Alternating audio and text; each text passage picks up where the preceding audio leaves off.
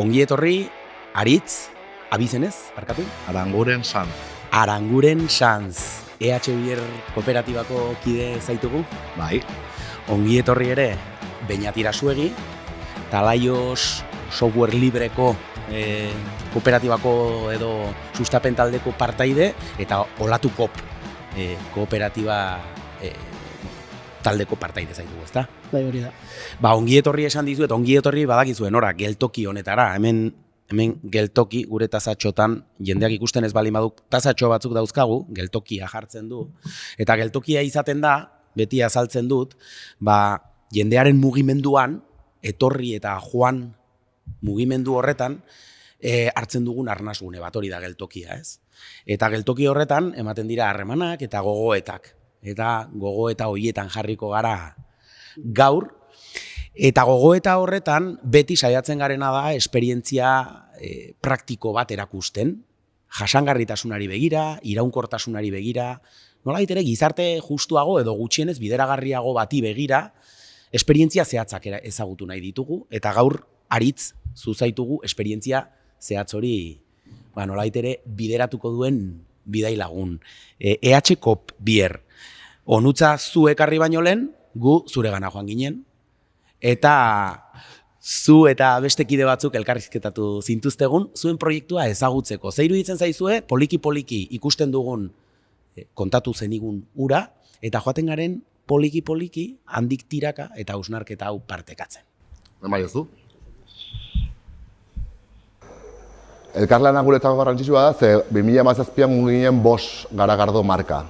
Eta gauza zen bakoitzak bere aldetik zuen ekoizketa o salmenta etzen iristen fabrika bat edukitzeko. Azkenean fabrika bat kriston infrastruktura behar du eta litro pilo bat saldu behar dira.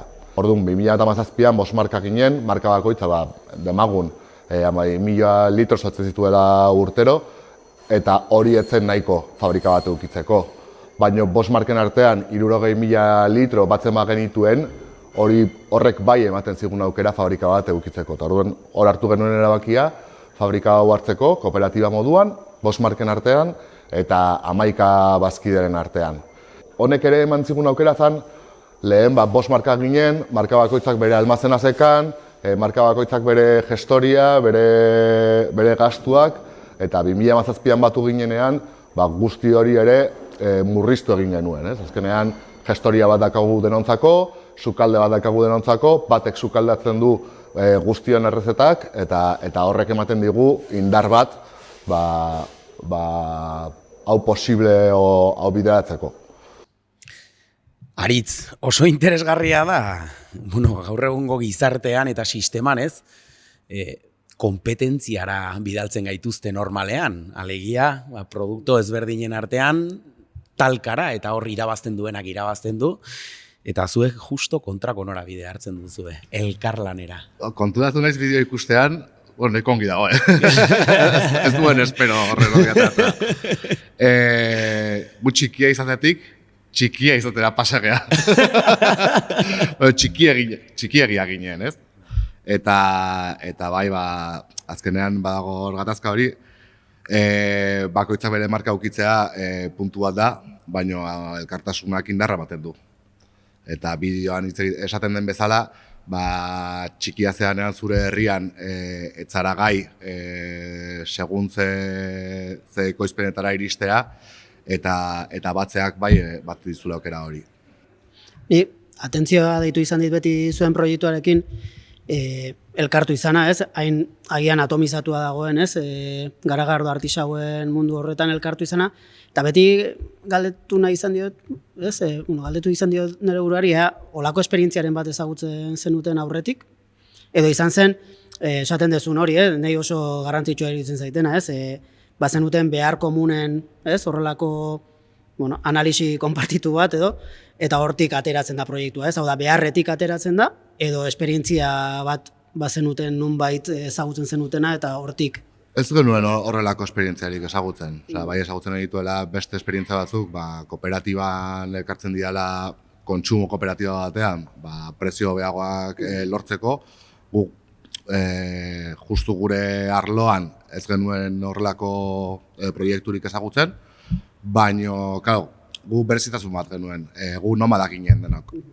Eta denok ekoizteko bilatu behar genuen fabrika bat.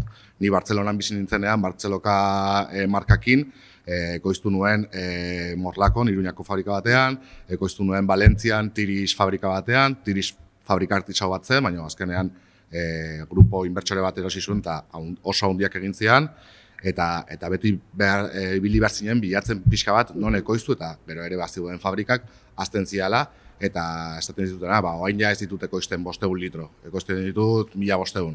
Eta ostras, 1500 litro mugitzeko, zure lana izan behar du. Gu bagenuen gure lana eta Garagardo hobi bat zan. EH-kop sortu zen arte, hobi bat zan.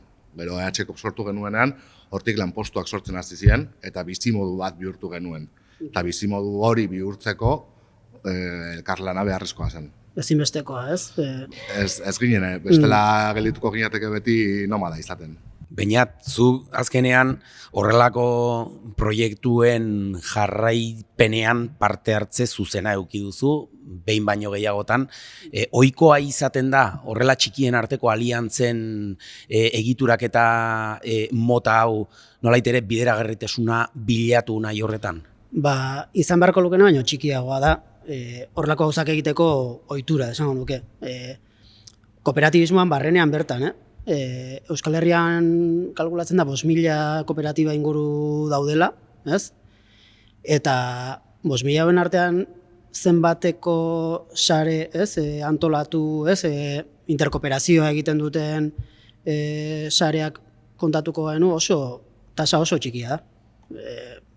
Igual ez da iristen 10%, benetan, ez, zuen mailan, ez, esan hau da, baliabidekin, ez, baliabide komunak, gestio komuna, ez, horrelako gauzak egiten dituzten kooperatibak oso gutxira, kooperatibismoan.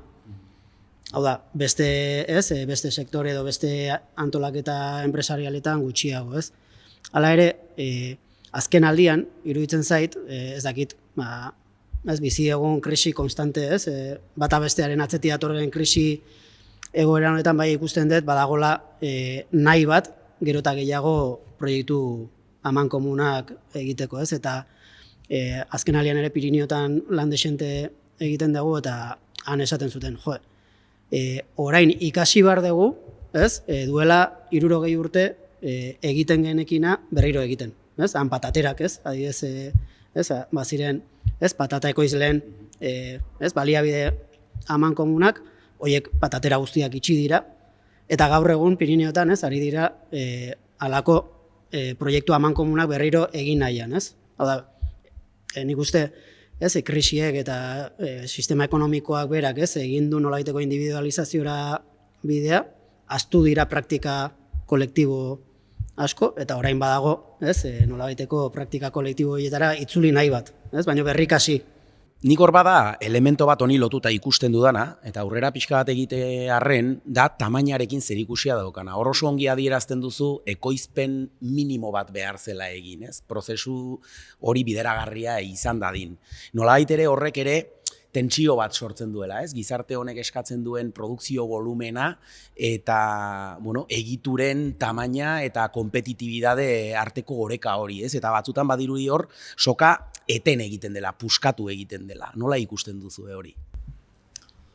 Justo hitz egin dugunaren arabera, azkenean traktore bat pertsona batentzako etzen jasangarria, baina 5 pertsonentzako bai, guri fabrikan o industrian berdina gertatzen zaigu. Azkenean minimo bat behar duzu, produktua prezio egoki batean produktitua alizateko, eta salmenta prezio egoki bat edukitzeko, eta hortik aurrera txikia izaten jarraitzen zea.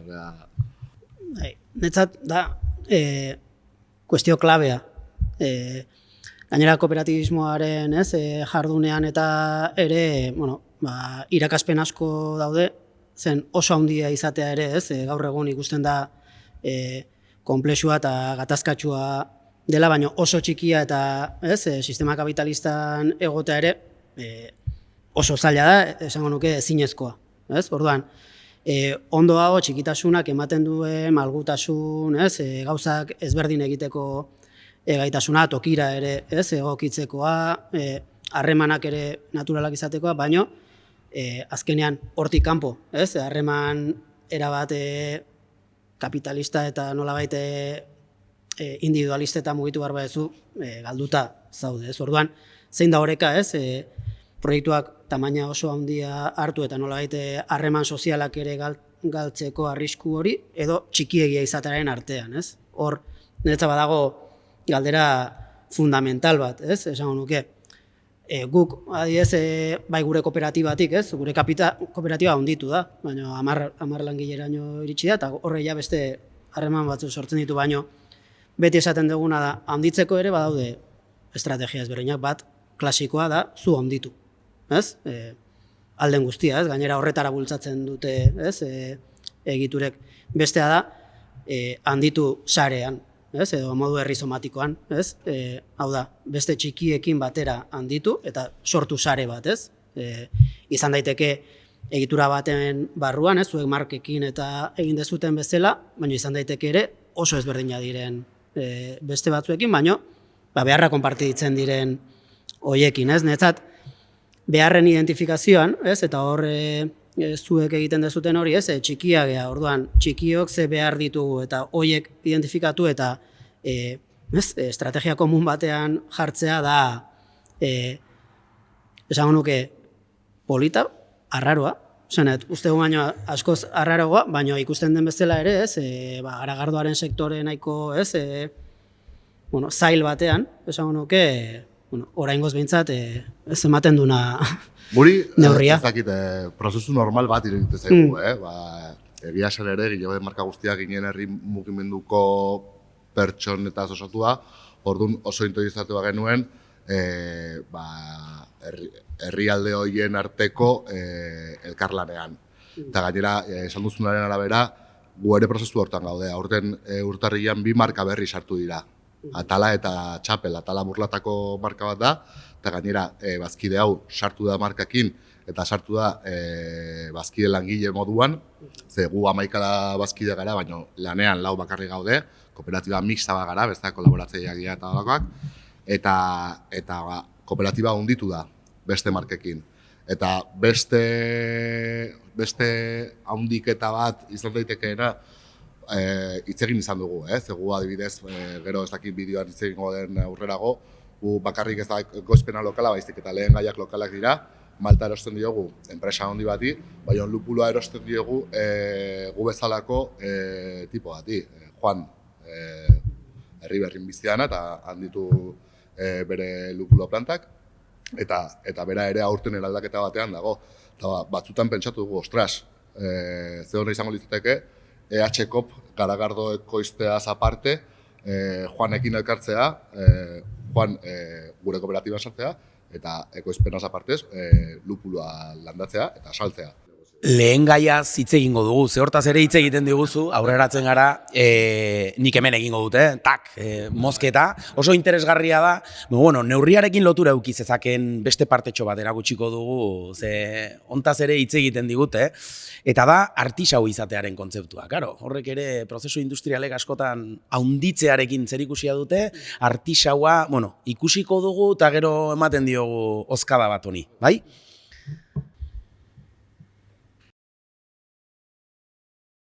Bazegoen ura berotuta, sartu dugu garagar malta, bota dizkiogu gatzak eta azido fosforika, pH batera iristeko eta hori, gatzen arabera, garagardoen arabera botatzen ditugu gatza batzuk edo beste batzuk. Bale, gero, mazerazioa bukatzerakoan egiten dugu 2 gauza, lehenengo, rezirkulatzen dugu garagardoa, gero egiten duguna da, bomba honekin sartzen dugu ur beroa, hau dela hau, bale? Tanke honetatik, botatzen dugu ur beroa, segitu dugu ur bero horrekin, garagar malta garbitzen dugu. Mazerazioa bukatzerakoan egiten dugu rezirkulazio bat, garagardoa garbia ikusten dugunean, ja egiten dugu beste prozesu bat, dela garbiketa. Egiten duguna garbiketarekin da, gelitzen dira azukrea garbitzea. Hango ohia horretan, egon behar da gutxi gora bera berot irakite arte, irakitzen bukatzen denean, bakago hemen izot plaka bat, hemen egiten duena da, sartzen diogu korronteko ura, ur hotza, eta pasatzen den mostoa beroa dagoenez, egiten du kontrakorriente. Orduan, pasatzen dugu fermentadorea, eta fermentadorean botatzen dugu legamia, eta hor handatzen da fermentazio prozesua. Esaten nuen bezalaritz, artisau prozesua ulertu behar da nola ematen den prozesua. Konta iguzu pixka bat, ikusi dugun prozesu honetan artisau izaera hori ulertzeko elementuak zeintzuk diren. Alegia, industriala eta artisauaren arteko diferentzia. Gu hor ere eztabaida daukigu, ez?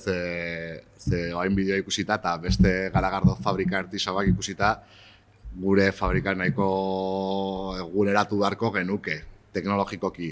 Orduan, hasiera batean igual bai artisaua zela teknologia gutxiago erabiltzen zuen garagardo bat, eta ni denborakin hau nire ikuspuntua da, ez beste bazkideekin kontrastatu. Baina pentsa dut artisaua dela da mantentzea errezeta, zaporea, naiz eta beste makina batzuk erabili, ez. Gu malta ateatzen dugu pala batekin, eta makina batzuk bakarrik ateatzen dutela. Horrek ez zaitu, ez dizu kentzen artisau produktuaren zigilu o nortasuna. Artisaua bai izango nukeela dela mantentzea hori, errezeta, zaporea. Ze batzutan industria hunditzen denean, zer egiten dute.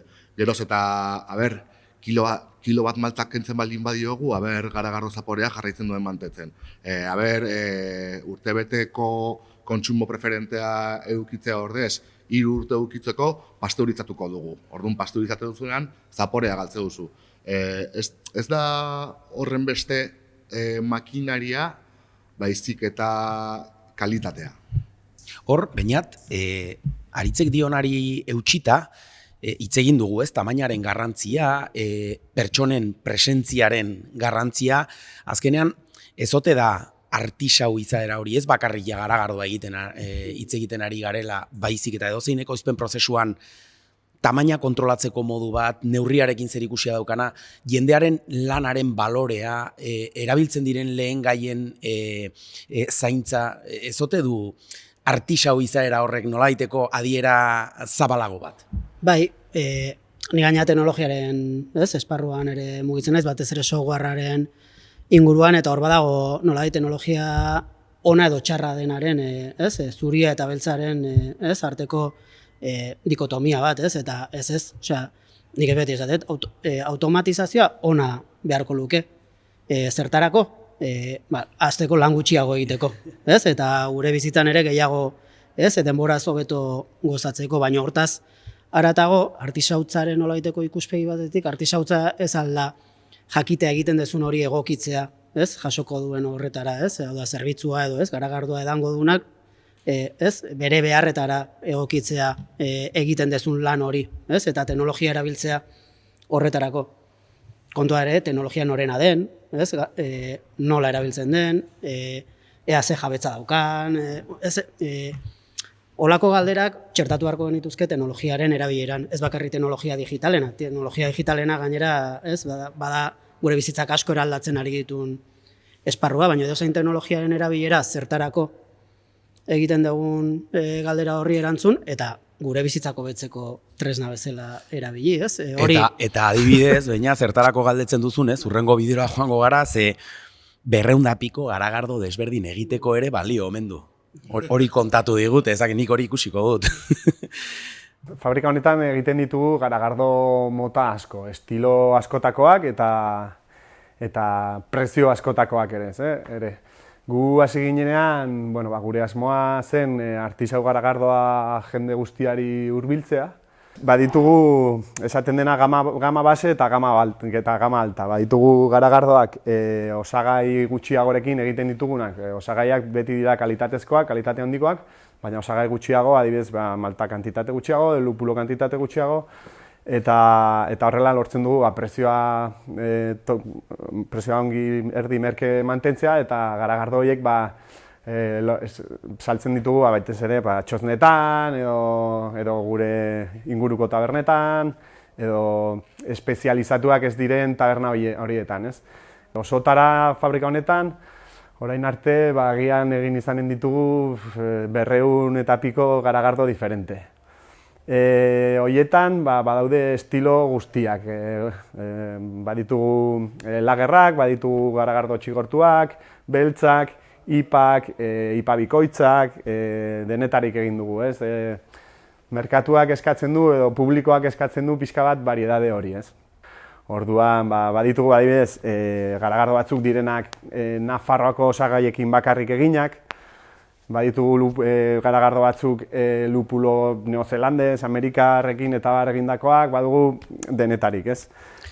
Bueno, 200 piko garagardo desberdin. Kontutan eukita gainera, garagardo gile ezberdinez osatutako elkarlan bat dena. Aniztasuna garrantzia dauka zuen ekoizpenean? Gure kasuan, garagardo ekoizle handiekin kontra egiteko hori egin behar izan dugu. Azkenean, garagardo artisaban egon da moda bat, zela hilabetero nobedade berri bat frogatu, ez? Eta lupulo berri batekin, malta berri batekin, asketa berri batekin, hasiera batean ipak egiten ziren garrastak, ze lupuloa jartzen zitzaion oian, ez, bullizioan, gero lupulo hori konturatu ginen, ikertu zen, hotzan botatzen bai dituzula, garrastasuna galtzen dela, eta aroma gehiago hartzen duzula, hartun, zaporen mundua asko ireki zen. Eta sartu ginen, hori, uda horretan, garagardo egile handiekin, ze haiek ezin dute honekin konpentitu, eta hilabetero, atea bartzien, saltuzek ateatzen zituen bizpairu nobedade, mitik ateatzen zituen bizpairu nobedade, eta hilabetero egiten zen erresta bat. Karo, txikia izateak ematen dizu gaitasun hori. Gu hilabetero 5 nobedade ateatzen egituen pasaren urtean, eta azkeneko 3 urteetan. Eta ateatzen egituen 800 litro, eta horrela saltzen zian. Karo, erreferentzia fijo bat balin badakazu, kontsumo fijoagoa bat da, baina ez dakazu bun hori guen basatzen genuen, eta jutzen zian 200 litro Madrila, 300 litro Bartzelonara, eta bestea Euskal Herrian bertan, ze gu geu saltzen genuen.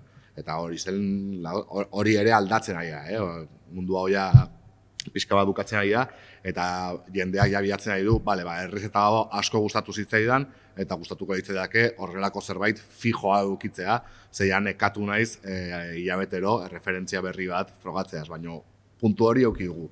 Bai, baina nolabait garbi dago hor beste elemento bat, ez? Industriak homogeneizaziora jotzen du, eta gero eta eskaintza, esan nahi dut, azkenean aukeratu beharra daukazuna oso gutxi da, ze dena berdina da, eta zuek nolabait ere kontrakoa ordezkatzen duzu, ez? Diversitatea, aniztasuna eta gainera dinamikotasuna. Ohikoa izaten da horrelako proiektuak sarean elkarlanean eta kooperaziotik lan egiten denean, nolabait ere eskaintza, diversitate eta aberastasun gehiago sortzen dela? Bai, eta oso txikitik esango nuke askoz gauza gehiago egiteko gaitasuna.